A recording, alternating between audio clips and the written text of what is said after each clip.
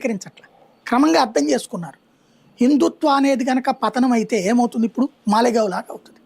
70% ముస్లింలు ఉన్న చోట ఓన్లీ ముస్లిం మేయర్ కావాలా?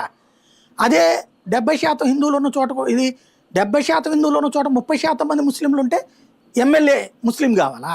గుంటూరు 2 చూడండి, గుంటూరు 1, లేకపోతే కడప చూడండి. ఇలాంటి పరిస్థితులు వస్తుంటే హిందువులు అర్థం చేసుకుంటున్నారు. ఓర్ని మనం 70% మంది ఉండి కులాల వారీగా విడిపోతే వాడు 30% మంది ఉన్నాడు నాయకుడు కావాలంటున్నాడా?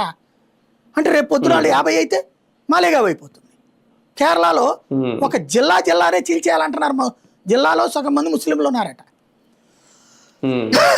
ముస్లింలు ఉన్న ప్రాంతం వరకు చీల్చి ఒక జిల్లా ఏర్పాటు చేయమని అడుగుతున్నారు. అంటే ముస్లింలు ఒక చోట పోలరైజ్ అయిపోతే మా మతానికి కావాలంటున్నారు. హిందువుల ప్రాంతంలో మాత్రం వీళ్ళు ఉంటానంటారు. అంటే అక్కడ మరి హిందువులు కూడా యాక్సెప్ట్ చేస్తున్నారు వాళ్ళ నాయకత్వం. ఎంతకాలం అది జరిగింది. ఇప్పుడు ఆ హిందువుల్లో వచ్చిన చైతన్యం అట్లని ముస్లింలకు మళ్ళీ రోడ్డెక్కి ఉద్యమాలు చేయరు. వాళ్ళు రాజకీయంగా ఒకళ్ళని ఎన్నుకుంటున్నారు, వాళ్ళ తరపు నాయకులుగా బీజేపీని ఎన్నుకుంటున్నారు, అంతే తేడా ఇక్కడ.